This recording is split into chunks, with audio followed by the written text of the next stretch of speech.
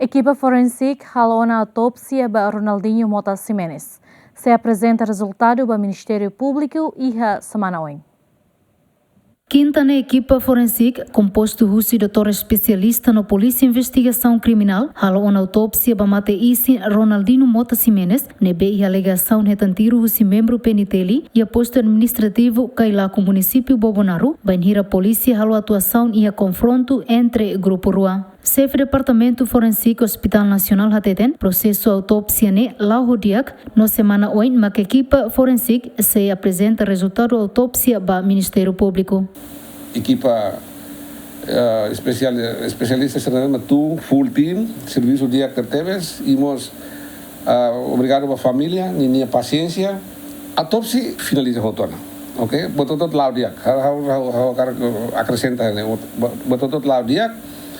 Precisa Loron Tolo até Loron Lima para compila factos cerne hal dia depois construir halo forma relatório finaliza relatório autópsia e se relata para tribunal e aí está vou ter se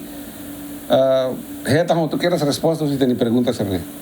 Neste momento, desculpa-me la bele na cena foi informação na qual buat cerne além de segredo de justiça segundo mas buat cerne o processo larang ela ansoi hauriane processo larang junta ela informação cerne ba mai ne kan travel na foi informação pedaço ba mai da ninha resultado ne si ela processo larang depois se lo que ba estamos si lá informação que se taca ne hawa ka repetan lá informação da mak se taca ne vai entender.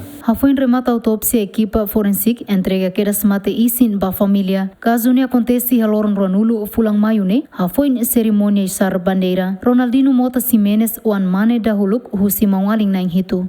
Santina de Jesus, Tito Silva, Gemen.